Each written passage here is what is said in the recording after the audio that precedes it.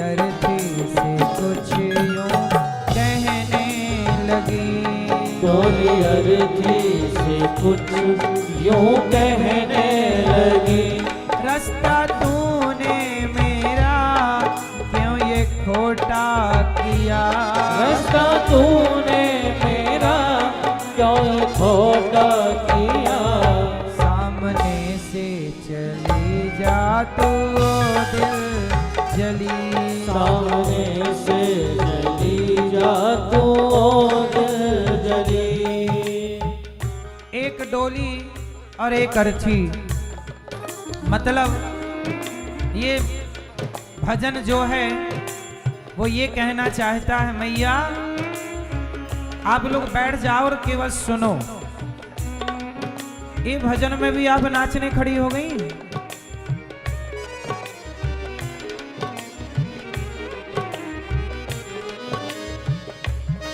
एक डोली चल रही है, करो ना करो पर अंतिम यात्रा सबको करनी पड़ेगी।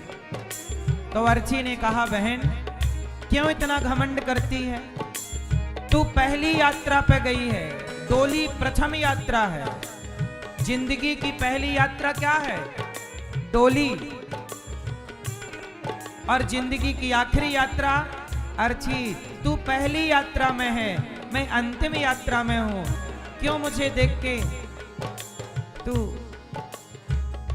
अपमानित कर रही है। अर्थी ने कहा, बहन चार तुझ में लगे, चार मुझ में लगे। फूल तुझ में चढ़े, फूल मुझ में चढ़े। चार तुझ में लगे, चार मुझ में लगे। फूल तुझ में चढ़े, फूल मुझ में चढ़े। चार कंधे तुझे उठाने के लिए हैं। अर्थी बोली, डोली डोली उठाने वाले भी चार, और अर्थी उठाने वाले भी। पहले के जमाने में विदाई डोलियों पर हुआ करती थी। डोली जानते हो? चलो रे डोली उठाओ कहार। डोली उठाने वालों को कहार कहते थे। चार तुझ में लगे, चार मुझ में लगे। फूल तुझ में चढ़े, फूल मुझ में चढ़े। चार तुझ में लगे, चार मुझ में लगे। फूल तुझ में चढ़े, फूल मुझ में चढ़े। फर्क इतना है तुझ में और मुझ में सखी। फर्क इतना है तुझ में और मुझ में सखी। तुझे उठाने वाले कंधे चार, मुझे उठाने वाले कंधे चार। फूलों की माला तेरे गले में, फूलों की माला मेरे गले में। फर्क इतना है तुझ में और मुझ में सखी। तू पिया के चली, मैं प्रभु को चली। तू पिया के चली, मैं प्रभु को चली। तू पिया के घर जा रही है, मैं प्रभु के घर जा रही हूं। इतना सा अंतर है, और तूने अपमान कर दिया। और सुन, वो कौन है जो अंतर नहीं समझता तुझ में मुझ में। अर्थी ने कहा, मांग तेरी भरी, मांग मेरी भरी। चूड़ी तेरी हरी, चूड़ी मेरी हरी। मांग तेरी भरी, मांग मेरी भरी। चूड़ी तेरी हरी, चूड़ी मेरी हरी। तेरी मांग भरी तो मेरी मांग भरी। तेरी चूड़ी हरी, मेरी चूड़ी हरी। अंतर सुहागन जब मरती है उसका भी तो 16 श्रृंगार होता है। इतना घमंड नहीं करना चाहिए। अर्थी ने कहा, मांग तेरी भरी, मांग मेरी भरी, चूड़ी तेरी हरी, चूड़ी मेरी हरी। मांग तेरी भरी, मांग मेरी भरी, चूड़ी तेरी हरी, चूड़ी मेरी हरी। फर्क इतना है तुझ में और मुझ में सखी, फर्क इतना है तुझ में और मुझ में सखी। तू विदा हो चली मैं अलविदा हो चली, तू विदा हो चली मैं अलविदा अलविदा हो चली, तू विदा हो चली, मैं अलविदा हो चली। इतना सा अंतर है बहन, मैं आज शमशान जा रही हूँ, तू थोड़ा बाद में आएगी, पर जाएगी कहाँ, आएगी तो यही ना। अर्थी ने कहा लकड़ी तुझ में लगी, लकड़ी मुझ में लगी, लकड़ी वो भी सजी, लकड़ी ये भी सजी। लकड़ी तुझ में लगी, लकड़ी मुझ में लगी, लकड़ी वो भी सजी, लकड़ी ये भी सजी। लकड़ी हाँ, जीते लकड़ी मरते लकड़ी, देख तमाशा लकड़ी का।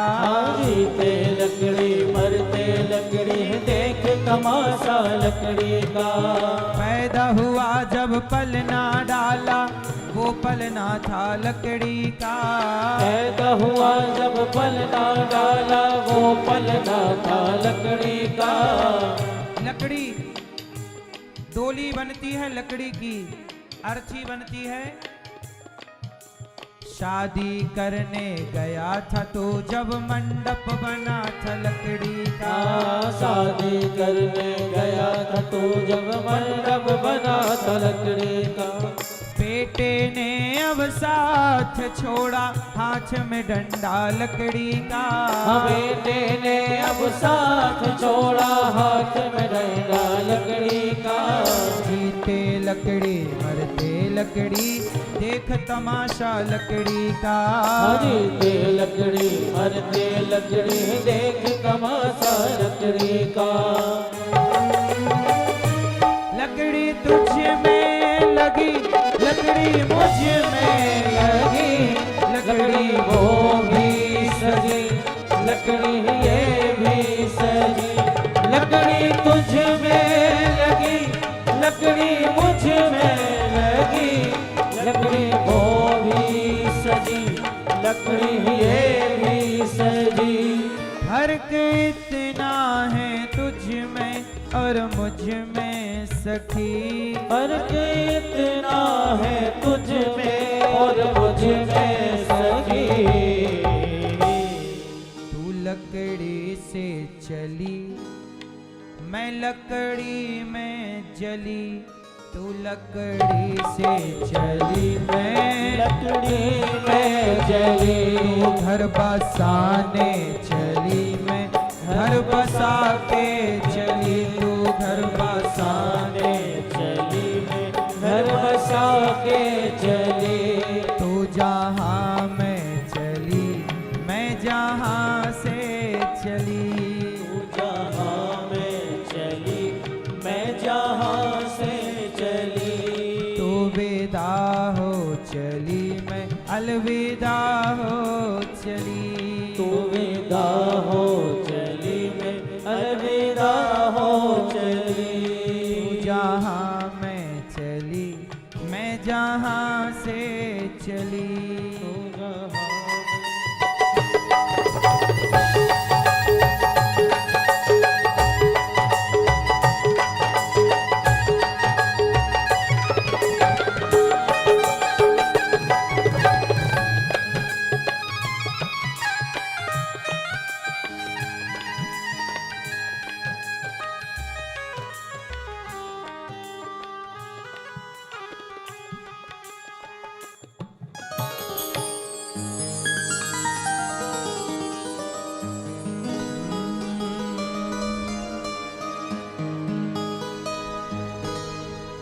एक डोली चली एक अर्थी चली, डोली अर्थी से कुछ यूं कहने लगी। डोली अर्थी, डोली के अंदर अभिमान आ गया कि मैं देखो बड़ी हूं, जा रही हूं घर बसाने, सोने चांदी से लदी हूं। अर्थी तो मर चुकी है, अपमान कर दो। कहते ना मेरी माँ, अपमान किसी का नहीं करना चाहिए और किसी को कभी छोटा नहीं समझना चाहिए। छोटी सी चींटी से भी हाथी डरता है। हाथी इतना बड़ा है, पर जब हाथी चलता है ना तो रास्ते में फूंक मारते हुए चलता है। कोई चींटी उसकी सूंड के द्वारा चलती चढ़ते मस्तिष्क में पहुंच के चली गई और काट दी तो मर जाता है हाथी, ऐसा सुनते हैं आप सब लोग। बस कोई छोटा नहीं है, डूबते को तिनके का सहारा, कहावतें प्रसिद्ध हैं। तिनका भी छोटा कहाँ है, वो भी सहारा बन जाता है। इसलिए इस बात का घमंड मत पालना कि मैं कुछ करती हूं, मैं कुछ करता हूं, मैं कुछ। लोग मेरे से यही पूछते हैं कि महाराज जी ये पूरा गौरी गोपाल पूरी व्यवस्थाएं कैसे चलती हैं। हमने कहा कि मैं थोड़ी चलाता हूं। जैसे माँ खाती है तो पेट के बच्चे में जो माँ गर्भवती होती है तो गर्भवती माँ खाती है तो माँ का खाया हुआ बच्चे के पेट में अपने आप पहुंच जाता है। ऐसे ही जैसे माँ बच्चे को पेट में पालती है, बाहर आने के बाद पालती है, ऐसे ही हम सबके पालनहार भगवान श्रीमन नारायण है। वो कर रहे हैं, हाँ निमित्त बना रखा है भगवान ने हम सबको। हम ये घमंड क्यों पालें कि मैं करता हूं, मैं तो कुछ भी नहीं करता, मेरे पास तो कुछ भी शक्ति नहीं है। मैं देखता भी हूं तो भगवान की ताकत से, सुनता हूं तो भगवान की ताकत से। मेरी अपनी कोई शक्ति कहाँ है मेरी माँ, मेरी अपनी तो कोई ताकत नहीं है। इसलिए आप ये मत कहा करो कि मैंने किया, आपसे भगवान ने कराया है। कभी अपने घमंड को अपने आगे मत आने दो, अपने घमंड को सदा पांव के नीचे दबा के रखो, क्योंकि ये घमंड कर किया। अब नंद बाबा यशोदा मैया पर बड़े गुस्सा हो गए। तुमने बांध दिया, आज ये पेड़ कन्हैया के ऊपर गिर जाता तो, जो पेड़ गिरा वो पेड़ गिरा, सब दौड़े दौड़े आए, क्या हुआ, क्या बड़े बड़े पेड़ गिरे ना, भीड़ लग गई और दोनों पेड़ों के बीच में भगवान खड़े। अब मैया घबराई, हे भगवान यदि ये पेड़ लाला के ऊपर गिर जाता तो मैं अपने को कभी माफ ना कर पाती। मैया रोए लग गई और नंद बाबा डांट रहे हैं, क्या जरूरत थी बांधने की, अरे मटकी तो फोड़ दिया था, इतना बड़ा अपराध तो नहीं किया था लाला ने कि तू पेड़ से बांध दो। अब मैया को डांट पड़ रही है, नंद बाबा डांट रहे हैं और भगवान को बार बार मैया हृदय से लगा रही है, नंद बाबा बार बार हृदय से लगा रहे हैं और भगवान को लेकर के अब नंद बाबा वृंदावन आ गए। अब गोकुल और नंदगांव से अब भगवान को लेकर कहां आए, वृंदावन। और जब भगवान वृंदावन आए तो एक सुखिया नाम की माता थी। भगवान छोटे से थे और छोटे से कन्हैया छम छम चले, पायल बजती छम छम। एक दिन क्या हुआ, एक फल बेचने वाली मैया आई, फल ले लो फल। भगवान श्री कृष्ण ने सुखिया माँ से फल ले लिए, बदले में थोड़ा सा धान थोड़ा सा चावल उसकी टोकनी में झड़ा दिया। सुखिया माँ बोली, लाला कुछ दोगे नहीं मूल्य, फल ले लिया है तुमने, कुछ मोल तो दो। कन्हैया बोले, मैया हमारी मैया इतना दूध दही देती है, उसका मोल नहीं लेती। तुम कैसी मैया हो, मोल ले रही हो, क्यों? अच्छा मैं आज यहां एक छोटी सी बात आपको कहूं। कुछ डॉक्टर जैसे बच्चे होते हैं ना, तो कई बार डॉक्टर कह देते हैं कि माँ का दूध मत पिलाओ।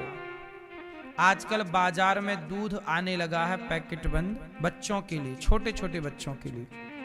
वो एक डिब्बा कितने का आता है भैया? बाजार वाला जो बच्चे, नवजात बच्चे पीते हैं, कितने का आता है? कितने दिन चलता है?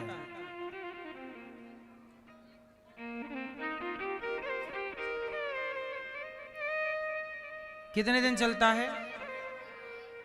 एक हफ्ता। कितने का आता है? 500। पता कर लेना, थोड़ा और महंगा है। 500 भी हिसाब लगाओ। चलो जरा सोचो कि बाजार का दूध हफ्ते भर का 500 का है, और 500 का तब है जब बच्चे की कमाई 1 रुपया की नहीं है। 500 का तब है जब बच्चे की कमाई 1 रुपए की नहीं है। जो बाजार का दूध 500 रुपए का मिलता है, वो माँ अपना दूध आपको फ्री में पिलाती है। अब जरा सोचो कि वो माँ के दूध का कर्जा ऋण चुका पाओगे? तुम कितना दे दोगे अपनी माँ को? जो आजकल बच्चे कहते हैं ना, तुमने हमारे लिए किया ही क्या है, तो जरा पूछ लो कि तुम कितने साल दूध पिए हो। वो दूध बस बाजार का जोड़ो कितने का है। यदि तुम 2 साल दूध पिए हो, 4 साल दूध पिए हो, तो बाजार के 4 साल का दूध का हिसाब कर लो। एक डिब्बा कितने दिन चलता हो, कितने का आता है ना? उस माँ की सेवा नहीं कर पाते जिस माँ ने आपसे बिना पैसे के अनमोल अमृत जैसा दूध पिलाया है। उस माँ से आप आंख मिलाने लग गए हैं जिस माँ ने आपको कभी रोने नहीं दिया। इसलिए मैंने ये बात यहां इसलिए कही कि सुखिया माँ भगवान से कहती, अच्छा तुम फल ले लो, हमें कुछ मत दो, बस तुम ले लो, तुम बहुत अच्छे बच्चे हो, प्यारे हो। अब सुखिया माँ जानती तो थी कि ये भगवान है, पर इतनी भी समझ नहीं थी कि वो भगवान के रूप में ही पूर्ण रूप से समर्पण कर पाए। लेकिन कोई बात नहीं, भगवान का दर्शन सुखिया माँ ने किया। कहते हैं कि इस जन्म में ये शबरी, पिछले जन्म में जो शबरी माता है, वो शबरी माँ त्रेता में राम को यदि जूठे बेर खिलाने गई, तो वही द्वापर में सुखिया बन करके आज भगवान को फल लेकर के, प्रभु ये फल खा लो। वही संस्कार जब जब भगवान का अवतार होगा, वो शबरी कुछ ना कुछ बन के पहुंचेगी जरूर। तो सुखिया माँ आज भगवान को फल दे रही हैं। कुछ दाने भगवान ने झड़ाए, खोल कर देखा, जब घर ले गई सुखिया तो धन धान्य से परिपूर्ण, धन धान्य से देखा, सारी गरीबी भगवान ने उनकी मिटा दी। इस तरह की भगवान की लीला है। भगवान की लीला में सब कुछ है, करुणा है, कृपा है, वात्सल्य है, प्रेम है, भगवत्ता है, दर्शन है, सब कुछ है। आज क्या हुआ, भगवान गाय चराने चले गए, तो भगवान कृष्ण को मारने के लिए एक अघासुर आया, सांप बन के, अजगर बन के, बड़ा मुंह फाड़ के खड़ा हो गया। भगवान के मित्रों ने कहा चलो लुका छिपी खेलते हैं। क्या खेलते हैं? हम छिपते हैं, तुम ढूंढना। तो सारे ग्वाला छिपने के लिए चले गुफा में, तो सांप का मुंह फटा था, वो अघासुर भगवान को निगलने बैठा था, तो भगवान के लिए मारने आया अघासुर के मुख को ग्वालों ने गुफा समझ ली, उसी में जाके छिप गए, और वो सांप कृष्ण का इंतजार कर रहा था। अब भगवान चिल्लाए, भैया वहां मत जाओ, वो सांप है, वो राक्षस है। भगवान की बात सुनकर भी ग्वालों ने अनसुनी कर दी। एक ग्वाला बोला, अच्छा वत्सासुर आया था, बछड़ा वत्सासुर आया, तो वत्सासुर का भगवान ने उद्धार कर दिया। बगुला बन के बकासुर आया, भगवान ने चोंच फाड़ दी।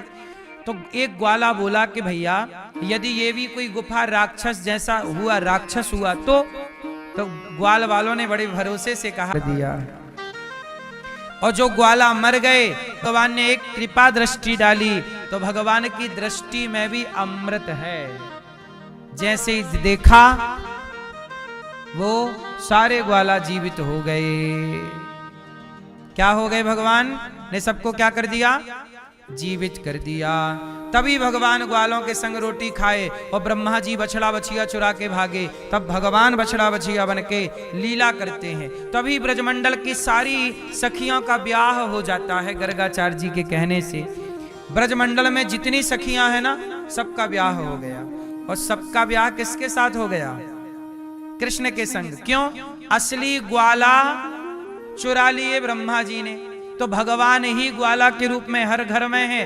तो किसी का ब्याह मन उससे हुआ तो किसी से भी हो, पर हर रूप में है तो भगवान। तो सबका ब्याह भगवान से हो गया, इसलिए भगवान सबके पति हो गए। क्यों मैया? भगवान सबके क्या हो गए? आपके पति कौन? आपके वाले का नाम क्या? क्या नाम आपके वाले का है? कौन है आपके पति? आए हैं घर में कि यही है? कहाँ है? इतना टाइम लगा बताने में, बगल में बैठे हैं बताने में इतना टाइम। मैया आपके वाले हैं? नहीं आए? आप लाई ना होंगी। मैया आपके पति कहां गए? आदमी तुम्हारे, ये मैया, ये लाल मैया, आदमी कहां गए हैं? आए नहीं साथ में? का बम बम हो गए? सुनो मेरी माँ, आपके पति कहाँ हैं? अच्छा आप हैं पति? हम पत्नी से पूछ रहे हैं, ये बोल रहा मैं हूं मैं। हाँ भाई आप ही हैं, कोई थोड़ी चुरा रहा है। तुमसे तुम्हारे पति का अधिकार। मैं हूं पति मैं। अच्छा है, अच्छे पति हैं आपके ना। आपको बोलने नहीं पड़ता होगा ये हमारे पति, पहले ही बोल देते होंगे मैं ही हूं। आपके पति कौन है? लाल मैया हैं? आए हैं? ओ मैया पीछे वाली, आपके कहां घोचू लाल?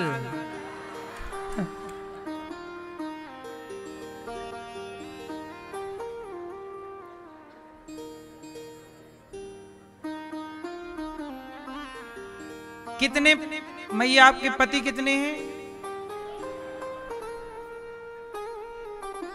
एक ही हैं। तो फिर आप लोग झूठ क्यों बोलती हो? आप लोग मंदिर में जाती हो तो ये लाइन बोल के आती हो, तुम हो एक अगोचर सबके प्राणपति, स्वामी सबके प्राणपति, किस विधि मिलहूं दया मैं तुमको मैं कुमति। ओम जय जगदीश हरे।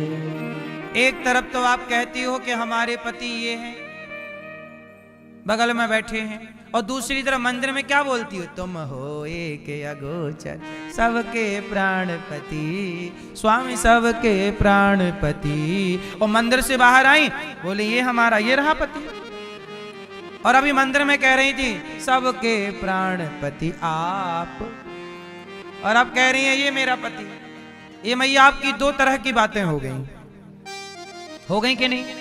एक तरफ तो आप कहती हो तुम हो एक अगोचर सबके प्राणपति इनके लिए, और दूसरी तरफ कहती हो ये हमारा पति। अब बताओ आप वो वाले पति कि ये वाले पति? असली कौन है? और वो जो घर वाले मंगलसूत्र वाले हैं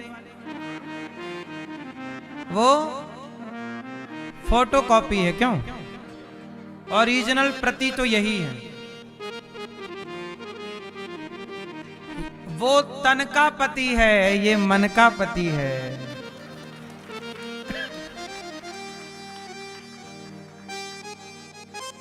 इसलिए आपके पति ये संसार का पति कुछ समय का पति है, कुछ समय के लिए मिला हुआ है, इसे परमानेंट मत मान लेना। ये आपका पक्का वाला नहीं है।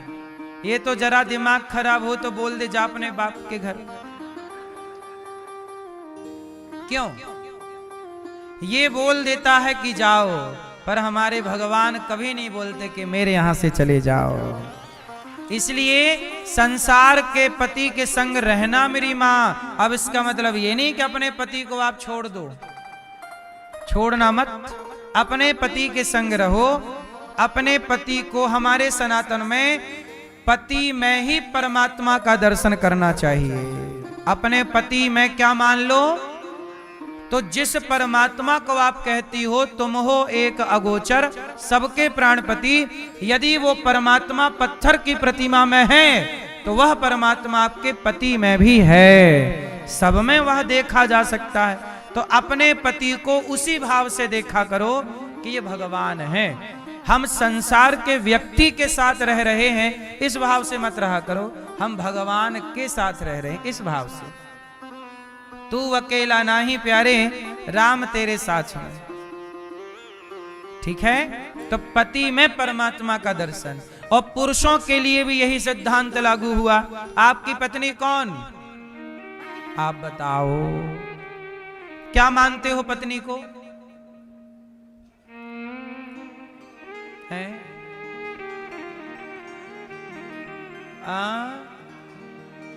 अर्धांगिनी। आप क्या मानते हैं अपने पति को? आप पति देवता? अरे यहां देख लो प्रभु, आप अपनी पत्नी को क्या मानते हैं? हैं? क्या, कुछ तो बताओ, क्या मानते हैं? लीला देवी हैं? क्या मानते हैं? पत्नी मानते हैं। पत्नी नहीं है ये। हमारे यहाँ रिश्तों में भी एक बहुत बढ़िया बात है कि पत्नी माने पति को भगवान और पति भी माने पत्नी को भगवान। मतलब हमारे यहाँ ये सोच के मत रहो कि ये स्त्री है, ये पुरुष है। ना जी, स्त्री पुरुष के रूप में भगवान ही हमारे साथ हैं, हर रूप में वही हैं। यदि पुरुष नारायण है तो स्त्री भी नारायणी है। स्त्री कौन? नारायणी। और पुरुष कौन? इसलिए एक दूसरे में भगवान को ही देखो तो आपके रिश्ते भी निभ जाएंगे और भक्ति भी हो जाएगी। 2 in 1 काम हो जाएगा। बात समझ में आई? अलग से ईश्वर की खोज करने की जरूरत नहीं है। जो आपके आसपास लोग हैं उनमें ही भगवत दृष्टि रखना स्टार्ट कर दीजिए, रिश्ते भी निभ जाएंगे, भक्ति भी हो जाएगी। सही है कि गलत है? तो पति में भगवान, पत्नी में भगवान। हमारे यहाँ तो बच्चों में भी भगवान कहा गया कि बच्चे भगवान का, और केवल बच्चे नहीं, बूढ़े भगवान का रूप हैं। बच्चे भगवान का रूप बोलो, बोला गया कि नहीं? बच्चे मन के, बच्चे भगवान का रूप, बूढ़े भगवान का रूप, स्त्री भगवान का रूप, पुरुष भगवान का रूप। बचा क्या? सर्वम खलविदम ब्रह्म। यही दृष्टि लाना चाहिए आपको। अच्छा ये बताओ, माटी है कि घड़ा है? सत्ता किसकी है, मिट्टी की कि घड़े की? क्या घड़े में घड़ा है? यदि घड़े से माटी हटा दी जाए तो घड़े में घड़ा बचेगा। जैसे घड़े में सत्ता मिट्टी की है पर व्यवहार में बोला गया भैया एक घड़ा दे दो। व्यवहार में घड़ा है पर वास्तविक में घड़ा वह माटी है। जैसे वास्तविक में मिट्टी है पर व्यवहार में घड़ा है, उसी तरह व्यवहार में ये स्त्री है, ये पुरुष है, ये पेड़ है, ये पौधा है, पर यथार्थ में सब में वही एक परमात्मा समाया है। घड़े में जैसे मिट्टी की सत्ता है, ऐसे संसार में भगवान की सत्ता है। इसलिए पत्नी में भी वही, पति में भी वही, बच्चे में भी वही, बूढ़े में भी वही, सब में अपने भगवान को देखा जाए और सबसे ऐसा व्यवहार किया जाए कि ये व्यवहार हम भगवान के साथ कर रहे हैं। फिर आपके रिश्ते भी बढ़िया चलेंगे और पति में परमेश्वर का दर्शन भी होता रहेगा, पत्नी में ईश्वर का। फिर आपकी लड़ाई झगड़ा भी नहीं होगी, क्योंकि भगवान से कौन लड़ेगा फिर। यही तो भावना रखनी चाहिए, इसी भावना से भगवान मिलते हैं। अब आप पत्नी की सेवा, आप पत्नी का ख्याल रख नहीं पाए, पति का ख्याल रख नहीं पाए, घर परिवार छोड़ के बोले, एक आदमी आया बोले महाराज जी हम सब छोड़ के आ गए, अब भजन करेंगे भगवान का। अब इनसे पूछो कि कौन सा भजन करेंगे, क्या भजन की परिभाषा क्या है। माँ को छोड़ आए, बाप को छोड़ आए, पत्नी को छोड़ दिया, बच्चों को छोड़ दिया, बोल रहे हैं भजन करेंगे। क्या भजन है? क्या बाप की सेवा करना भजन नहीं था? क्या माँ की सेवा करना भजन नहीं था? क्या बच्चों को संस्कार देना भजन नहीं था? क्या पत्नी के लिए अच्छा पति बनकर उसकी खुशियों में साथ देना, उसके दुख में साथ देना क्या भजन नहीं था? बोलो।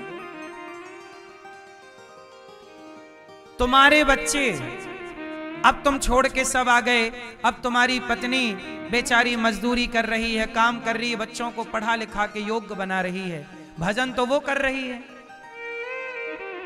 भजन का मतलब भागना नहीं है, भजन का मतलब अर्जुन भाग रहे थे, मैं जंगल जाके कृष्ण कृष्ण कृष्ण कृष्ण जपूंगा, भगवान बोले पागल, कृष्ण कृष्ण जपेगा भजन करेगा नहीं, ये धनुष उठा और गांडीव उठा और लड़।